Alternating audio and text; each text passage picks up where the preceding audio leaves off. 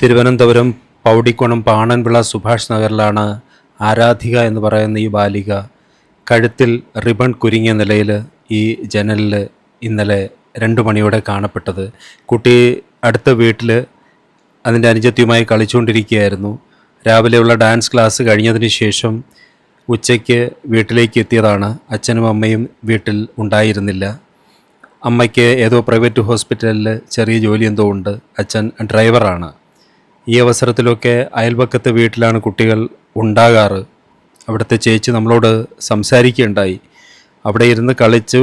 ഇളയ കുട്ടി ആഹാരം കഴിച്ചുകൊണ്ടിരിക്കുന്ന സമയത്ത് കുളിക്കാൻ പോയിട്ട് വരട്ടെ എന്ന് പറഞ്ഞ് ഇപ്പുറത്തെ വീട്ടിലേക്ക് വന്ന കുട്ടിയാണ്. പിന്നെ ആ കുട്ടിയെ കാണാത്ത സാഹചര്യത്തിൽ അമ്മയുടെ ഫോൺ കോളും വന്നു. ആ സമയത്ത് ആരുവിൻ്റെ കൊടുക്കും. ആരു എന്നാണ് ആ കുട്ടി വിളിക്കുന്നത്. വിളി കേൾക്കണില്ല. എനിക്ക് വന്ന് ടി വി ഇട്ട് കണ്ട് ചോറ് കൊണ്ടുകൊണ്ടിരിക്കണായിരുന്നു. കുറേ കഴിഞ്ഞ് ഇളയ കൊച്ചിന് ചോറൊക്കെ കൊടുത്തിട്ട് ഞാനെ പറഞ്ഞു വിട്ട് ചേച്ചി വിളിച്ചോണ്ട് വന്നു പറഞ്ഞു. അപ്പോഴാണ് കൊച്ചാണ് എന്ന് പറഞ്ഞത്. ചമ്മയുടെ കട്ടിലിൽ കയറി ചേച്ചി വിളിക്കണം എന്ന് പറഞ്ഞു.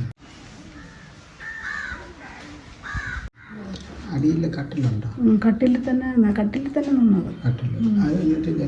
ജനലിൽ ഈ ജനലിനോട് ചേർന്നുള്ള കട്ടിലാണ് കഴുത്തിൽ റിബൺ കുരുങ്ങിയ നിലയിൽ കുട്ടിയെ കണ്ടത്.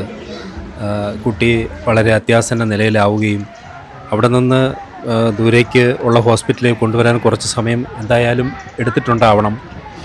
വാഹനം അറേഞ്ച് ചെയ്യാനും കൊണ്ടുപോകാനുമുള്ള ഒരു ടൈമിങ്ങിൻ്റെ ഒരു ഡിലേ ഉണ്ടല്ലോ. വളരെ വേദനാജനകമായ നാട് ഒന്നാകെ സങ്കടത്തിൽ ആണ്ടിരിക്കുന്ന ഒരു കാഴ്ചയാണ് നമുക്ക് ഇവിടെ കാണാൻ കഴിയുന്നത്.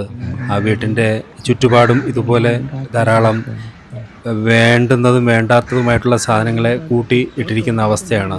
വീടിന് ചുറ്റുമതിലും അങ്ങനെയുള്ള ഒരു ബന്ദോബസ്തായിട്ടുള്ള ഒരു പ്രൊട്ടക്ഷനൊന്നും വീടിനെ സംബന്ധിച്ച് പരിസരത്തിൽ നിന്ന് നമുക്ക് കാണാൻ കഴിയില്ല. ഈ സമയത്ത് ആരെങ്കിലും അവിടേക്ക് വന്നതോ കുട്ടിയെ അപായപ്പെടുത്തിയതോ ആണോ എന്നതിനെക്കുറിച്ചൊക്കെ നാട്ടുകാരുടെ ഇടയിൽ ചില സംശയങ്ങളൊക്കെ ഉണ്ട്. പക്ഷേ പൊതുവെ ജനങ്ങൾ പറയുന്നത് ഇത് കളിച്ചുകൊണ്ടിരിക്കുന്ന സമയത്ത് കഴുത്തിൽ റിബൺ കുടുങ്ങിയതാവാം എന്നൊക്കെയാണ്. പക്ഷേ കുറച്ച് അറിയാറായ കുട്ടിയാണ്. 11 വയസ്സ് കഴിഞ്ഞു. മാത്രമല്ല അമ്പലത്തിലെ ഡാൻസ് പ്രോഗ്രാമിൽ അവൾ പങ്കെടുക്കുന്നുണ്ട്. രാവിലത്തെ അതിനു വേണ്ടിയിട്ടുള്ള പഠനവും അതേപോലെ പ്രാക്ടീസും ഒക്കെ കഴിഞ്ഞതിന് ശേഷം വീട്ടിലേക്ക് വന്നവളാണ്. വളരെ ഉത്സാഹത്തോടെ ഉച്ചയ്ക്ക് ശേഷമുള്ള ക്ലാസ്സിന് പോകാൻ തയ്യാറെടുക്കുന്ന ആ ഒരു സമയത്താണ് ഇങ്ങനെ റിബൺ കഴുത്തിൽ കെട്ടായിട്ട് കിടന്നില്ല എന്നാണ് ആ സമീപത്തെ ചേച്ചി പറഞ്ഞത്. കഴുത്തിൽ ചുറ്റിയ നിലയിലായിരുന്നു. അവർ എടുക്കുമ്പോൾ തന്നെ റിബൺ അഴിഞ്ഞു പോവുകയുണ്ടായി. അപ്പോൾ വല്ലാണ്ട് ടൈറ്റായി, സ്വയം ചെയ്തപ്പോൾ തന്നെ വല്ലാണ്ട് ടൈറ്റായി, ശ്വാസം കിട്ടാത്ത അവസരത്തിൽ പിന്നെ ഒന്നും ചെയ്യാൻ കഴിയാതെ ആയിപ്പോയതാണോ എന്നും സംശയമുണ്ട്. എന്തായാലും പോലീസ് ഇൻക്വസ്റ്റ് തയ്യാറാക്കി അന്വേഷണം ആരംഭിച്ചിട്ടുണ്ട്. ഇവിടെ നമ്മൾ എത്തുമ്പോൾ കുട്ടിയുടെ ഭൗതിക ശരീരം ഇവിടേക്ക് കൊണ്ടുവന്നിരുന്നില്ല.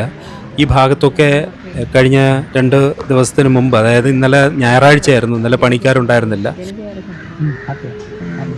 ചോറ് ഒഴിച്ചിന് കോരി കൊടുത്തു തിന്നുകൊണ്ടിരുന്നിട്ട് അരമണിക്കൂർ കഴിഞ്ഞ് ഇവള് ചെല്ലുവന്നു. തുണിയൊക്കെ മാറ്റിട്ട് ചെല്ലുവന്നു. സ്കൂളിൽ വിട്ട് വന്നു ചെല്ലുവന്നു. അപ്പോൾ അരമണിക്കൂർ കഴിഞ്ഞിട്ട് കാണുന്നില്ല.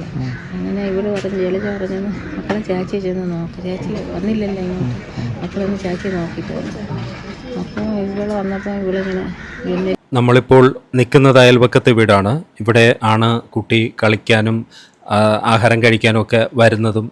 അച്ഛനും അമ്മയും ഇല്ലാത്ത സമയത്ത് ഒറ്റയ്ക്കാവുമ്പോൾ ഈ വീട്ടിൽ വന്നിരുന്നാണ് സമയം പങ്കിടുന്നത്, സ്പെൻഡ് ചെയ്യുന്നത്. ആ കാണുന്ന ജനൽ ഇവിടെ നോക്കിയാൽ തന്നെ നമുക്ക് കാണാം. അന്ന് ഈ സംഭവം നടക്കുമ്പോൾ അതിൻ്റെ ഒരു പാളി തുറന്ന് കിടപ്പുണ്ടായിരുന്നു എന്നാണ് ആ സമീപത്തെ ആൾ പറഞ്ഞത്. ഇതാണ് ആ കുട്ടിയുടെ വീട്. പണി തീരാത്ത ഒരു വീടാണ്. വളരെ അധികം ബുദ്ധിമുട്ടി ജീവിതം മുന്നോട്ട് തള്ളിക്കൊണ്ടു പോകുന്ന കുടുംബങ്ങളിൽപ്പെട്ട ആൾക്കാർ താമസിക്കുന്ന ഒരു മേഖലയാണ് ഈ പറഞ്ഞ സ്ഥലം. ഇത് റോഡിൽ നിന്ന് അകത്തേക്ക് പോകാനുള്ള സിമൻ്റ് ഇട്ട വഴിയാണ്. ഇവിടെ ധാരാളം ആൾക്കാർ ഇവിടെ വന്നിട്ടുണ്ട്. പക്ഷേ ആരും തന്നെ ഇതുമായിട്ട് ബന്ധപ്പെട്ട എന്തെങ്കിലും അഭിപ്രായം പറയുന്നില്ല. അവരെല്ലാം വളരെയധികം വിഷമത്തിൽ നിൽക്കുകയാണ്. ഒന്നുകിൽ അവരുടെ കുട്ടികളുടെ സഹപാഠിയാണ് ഈ കുട്ടി. അല്ലെങ്കിൽ അവർ നൃത്തം പഠിപ്പിക്കാൻ വിടുന്ന സ്ഥലത്തെ ആ സ്കൂളിൽ നൃത്തം പഠിക്കുന്ന കുട്ടിയാണ്. വളരെ സ്മാർട്ടായിട്ടുള്ള, വളരെ ബ്രില്യൻ്റ് ആയിട്ടുള്ള, നല്ല ടാലൻറ്റഡ് ആയിട്ടുള്ള ഒരു കുട്ടിയെയാണ് ഈ നാടിന് ഇപ്പോൾ നഷ്ടമായിരിക്കുന്നത്. ഇത് സത്യമെങ്കിൽ കഴുത്തിൽ റിബൺ ഇട്ട് ചുറ്റു വല്ലാണ്ട് മുറുകി, എങ്ങനെയോ മുറുകി, അവൾ ഒറ്റയ്ക്കേ ഉണ്ടായിരുന്നുള്ളൂ. അങ്ങനെ ആ കട്ടിലിൽ ശ്വാസം നഷ്ടപ്പെട്ട് നിൽക്കുന്നൊരവസ്ഥയിലാണ് അതിൻ്റെ അനുജത്തി കുട്ടിയെ കാണുന്നത്. ഉടൻ തന്നെ ഓടിച്ചെന്നത് അടുത്ത വീട്ടിൽ പറഞ്ഞു, ഇങ്ങനെ ചേച്ചി കട്ടിലിൻ്റെ മേളിൽ നിൽക്കുകയാണ്, ജനലിനോട് ചേർന്ന് നിൽക്കുന്നു, ഒന്നും മിണ്ടുന്നില്ല എന്നും പറഞ്ഞ് അവൾ കരയാൻ തുടങ്ങി. അവൾക്ക് എന്തൊക്കെയോ മനസ്സിലായി, വെപ്രാളപ്പെട്ട് കരയാൻ തുടങ്ങി. അങ്ങനെയാണ് നാട്ടുകാർ ഓടിക്കൂടി അതിനെ രക്ഷപ്പെടുത്താൻ ശ്രമിച്ചത്. പക്ഷേ നാടിനെ ഒന്നടങ്കം കണ്ണീരിലാക്കിക്കൊണ്ട് അവൾ യാത്ര പറയുകയാണ് ഉണ്ടായത്. ഓരോ കാലഘട്ടത്തിലൂടെയും ഓരോ ദിവസവും കടന്നു പോകുമ്പോൾ മനസ്സിനെ വിഷമിപ്പിക്കുന്ന എന്തെന്ത് സംഭവങ്ങളാണ് നമുക്ക് ചുറ്റും നടന്നുകൊണ്ടിരിക്കുന്നത്. പോലീസ് അന്വേഷണം ആരംഭിച്ചിട്ടുണ്ട്. ഏതെങ്കിലും രീതിയിലുള്ള അസ്വാഭാവികത പോസ്റ്റ്മോർട്ടത്തിലോ ഇൻക്വസ്റ്റിലോ തയ്യാറാക്കുന്ന വേളയിലോ കണ്ടതായി ഇപ്പോൾ റിപ്പോർട്ടൊന്നും ആയിട്ടില്ല. വരും നിമിഷങ്ങളിൽ നമുക്കതിനെക്കുറിച്ച് വ്യക്തമായി അറിയാനാകും. ഈ ദൗർഭാഗ്യത്തിൽ, ഈ വിഷമത്തിൽ, ഈ നാട്ടിൻ്റെ സങ്കടത്തിൽ, ആ കുടുംബത്തിൻ്റെ തീരാവ്യഥയിൽ നമുക്കും പങ്കുചേരാം. ആ മോളെ അവസാനമായി ജീവനോടെ കണ്ട അയൽവക്കക്കാരിയായ ചേച്ചി നമ്മളോടൊപ്പം ചേരുന്നുണ്ട്. ആ ചേച്ചിയോട് നമുക്ക് കൂടുതൽ കാര്യങ്ങൾ ചോദിച്ചറിയാം. ഒരു സംഭവത്തെക്കുറിച്ച് ഏതെങ്കിലും രീതിയിലുള്ള ഒരു സംശയമോ വസ്തുനിഷ്ഠമായിട്ടുള്ള പരാമർശമോ ഇത്തരം സാഹചര്യങ്ങളിൽ ആ ഒരു എൻവറോൺമെൻറ്റിൽ നിന്ന് നമുക്ക് കിട്ടുക വളരെ പ്രയാസമാണ്. ഒരു പരിധിവരെ ജനങ്ങൾ ഇതിൻ്റെ ഒരു ദുഃഖത്തിലായിരിക്കും. മറ്റൊരു തരത്തിൽ അവർ സ്വാഭാവികമായും ഏതെങ്കിലും രീതിയിൽ ഒരു അഭിപ്രായം പറയുക, പൊതുവായ മീഡിയയിലേക്ക് ജനങ്ങൾ കാണത്തക്കവണ്ണം അതിന് മിക്കപ്പോഴും അവർ തയ്യാറാകില്ല. ഓരോ വിഷയങ്ങളും ഇങ്ങനെ സംഭവിക്കുമ്പോൾ നമ്മുടെ മുമ്പിൽ ഞെട്ടലോടെ ഇതിനൊരു സാധ്യതയില്ല എന്നതാണ് നമുക്ക് ആദ്യം അറിയാൻ കഴിയുക. നന്നായി പഠിക്കുന്ന, നന്നായി ഡാൻസ് ചെയ്യുന്ന ഒരു കുട്ടി, വെറും 11 വയസ്സ് മാത്രമേ ഉള്ളൂ. ആ കുഞ്ഞ് ഇതെന്തായാലും ചെയ്യില്ല. ഇല്ല, മുറി ഫ്രണ്ട് മൊത്തം അതോട് വന്ന് തുറന്നണക്കെ പിന്നെ അടച്ചില്ല, തുറന്ന് തന്നെ ഇട്ടിരുന്നു. ഈ ജനലും തുറന്നിട്ടില്ല. ഈ ജനൽ സംഭവം. ചേച്ചി കൊച്ചിനെ ഇന്നലെ കാണുമ്പോൾ ആ കൊച്ചിന് ഏതെങ്കിലും രീതിയിലുള്ള മാനസികമായ പ്രശ്നങ്ങളോ, കരഞ്ഞുകൊണ്ടിരിക്കുകയോ? കരഞ്ഞിട്ടൊന്നും ഇല്ലായിരുന്നു, പക്ഷേ എൻ്റെ കൂടെ ഒന്നും മിണ്ടിയില്ലായിരുന്നു. അത് നിനക്കൊന്നും സംസാരിച്ചില്ല. അത് ഈ സംശയം ഇത് ഇതിന് പോയതിന് ശേഷമാണോ? പോയത് ഞാൻ ഇന്നലെ കണ്ടില്ലായിരുന്നു. ഡാൻസ് കളിക്കാൻ പോയില്ലേ കൊച്ചു? പോയത് ഞാൻ കണ്ടില്ലായിരുന്നു. ഈ എന്നോട് എല്ലാ പ്രാവശ്യം പറഞ്ഞിട്ട് പോകും, ഇന്നലെ എന്നോട് പറഞ്ഞില്ലായിരുന്നു. ഇന്നലെ ഞാൻ ഇളയ കൊച്ചു ഇവിടെ വന്നനൊക്കെയാണ് ഞാൻ ഇവിടെ പോയത്, ഇറങ്ങത്. ആ സമയത്ത് കൊച്ച് അത് കുളിക്കാൻ വേണ്ടിയിട്ട് തയ്യാറെടുക്കുകയായിരുന്നു. ഒരു തോർത്ത് മാത്രമേ എടുത്തിരുന്നുള്ളൂ എന്ന് പറയുന്നത് എന്ന് തന്നെ അങ്ങനെ തന്നെയായിരുന്നു. അത് കൊച്ച് ആണ് എൻ്റെ കൂടെ വന്ന് പറഞ്ഞത്. പിന്നെ നീ ആൻറ്റിയുടെ പോയി ചോറ് കഴി, അവൾക്ക് പിന്നെ കുളിച്ചും കൊണ്ട് അടുത്ത ഡാൻസിന്, ഞാൻ ഉത്സവത്തിന് ഡാൻസ് കളിക്കാൻ പോകാനായിട്ട് അടുത്ത വീട്ടിൽ അടുത്ത ഡാൻസ് പഠിക്കാൻ പോകാൻ ഞാൻ കുളിച്ചും കൊണ്ട് പോകണം എന്നവളുടെ പറഞ്ഞാണ്. അത് ഈ കൊച്ചാണ് പറയണത്. തോർത്ത് തന്നെ ഉടുത്തിരുന്നത്. കൊച്ചിന് വയസ്സ് 11 11 വയസ്സേ ഉള്ളൂ. അപ്പോൾ ചേച്ചി, സ്വാഭാവികമായിട്ട് നമുക്കെല്ലാവർക്കും ഒരു വിഷമം, ഒരു ഷോക്കിംഗ് ആണ്.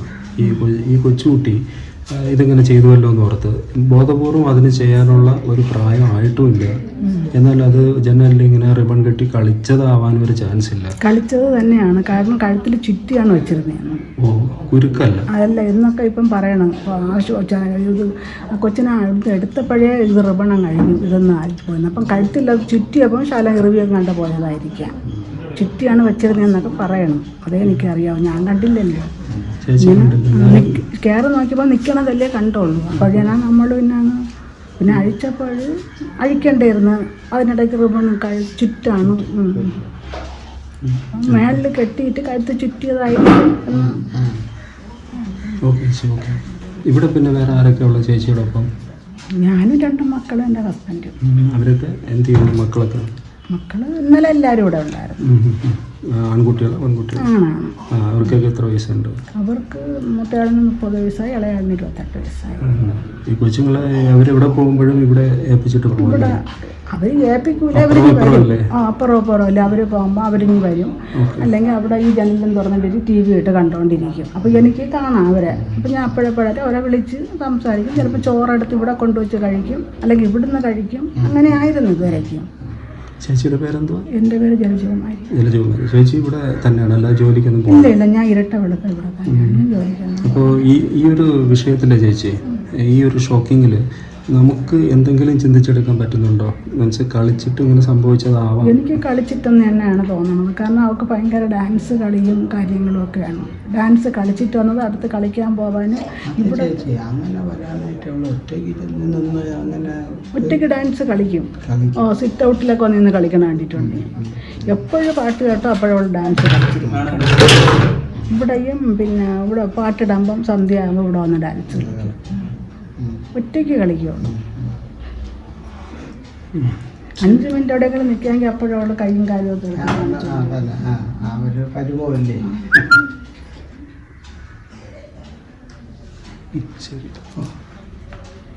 വളരെ മിടുക്കിയായ ഒരു കുഞ്ഞിനെയാണ് നഷ്ടമായിരിക്കുന്നത്. ഡാൻസ് പഠിക്കാൻ വേണ്ടി പോയിരിക്കുകയായിരുന്നു. പോയിട്ട് വന്നപ്പോൾ 1:15 മണിയായി. ഇവിടെ വന്നപ്പോൾ ഇളയ കൊച്ചു ഇവിടെ നിൽക്കിയിരുന്നു.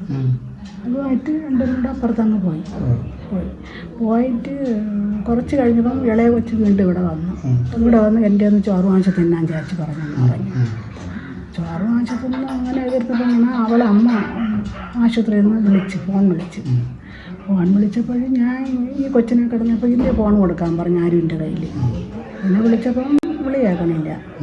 എനിക്ക് വന്ന് TV ഇട്ട് കണ്ട് ചോറ് കൊണ്ടുകൊണ്ടിരിക്കണമായിരുന്നു. കുറേ കഴിഞ്ഞ് ഇളയ കൊച്ചിന് ചോറൊക്കെ കൊടുത്തിട്ട് ഞാനെ പറഞ്ഞു വിട്ട് ചേച്ചിയെ വിളിച്ചോണ്ട് വന്നു പറഞ്ഞു. അപ്പോഴാണ് കൊച്ചാണ് എന്ന് പറഞ്ഞത്. ചമ്മര കട്ടിലിൽ കയറി ചേച്ചി വിളിക്കണം എന്ന് പറഞ്ഞു. കട്ടിലിൽ തന്നെ നിന്നത്. ജനലിൽ കട്ടി.